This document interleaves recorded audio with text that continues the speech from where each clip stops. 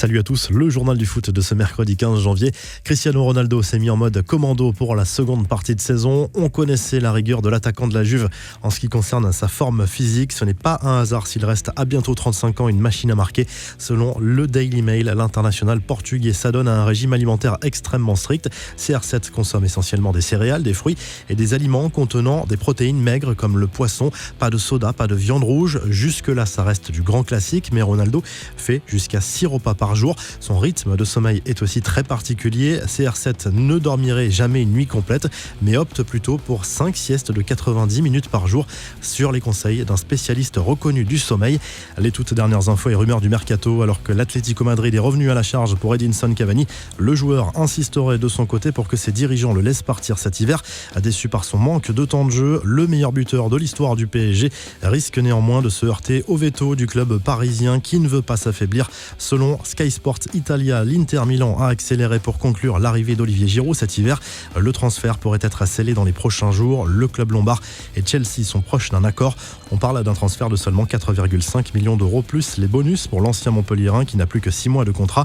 Du côté du Bayern, on pense surtout au mercato estival grâce à un nouveau contrat XXL signé avec Audi. Le club allemand aimerait s'offrir Leroy Sané et le milieu offensif de Leverkusen Kai Havertz.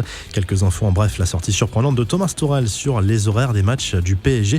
Le coach parisien a pensé aux jeunes supporters privés de match. Pour moi, c'est trop tard de jouer à 21h. Je connais beaucoup de jeunes supporters dans l'école de mes filles qui ne peuvent pas regarder les matchs. Ce sont de grands supporters. Ils ont 10 ans, 8 ans, 6 ans, 11 ans. Ils ne regardent jamais un match. Ils doivent dormir pour aller à l'école, a confié Thomas Tuchel, qui décidément montre des signes d'agacement sur beaucoup de choses en ce moment.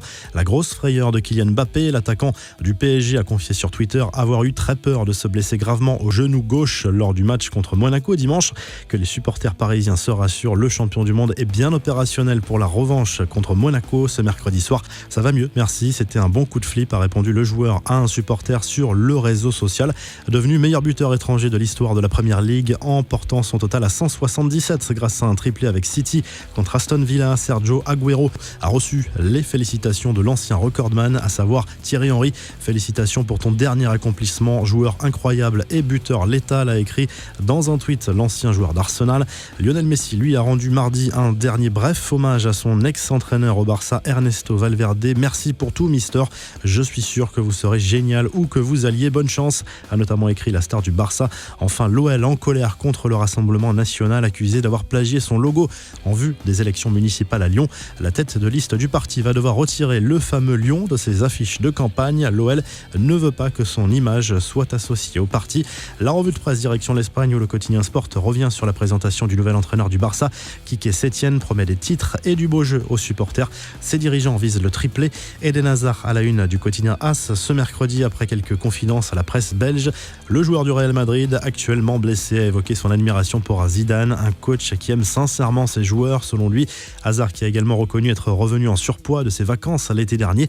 En Italie, la Gazette dello Sport revient sur la grosse performance de Romelu Lukaku, encore une fois en Coupe d'Italie, grâce notamment au doublé de l'international belge. L'Inter a dominé Cagliari et file en quart de finale. Vous retrouvez l'actu foot sur topmercato.com, l'appli Top Mercato, et à très vite pour un nouveau journal du foot.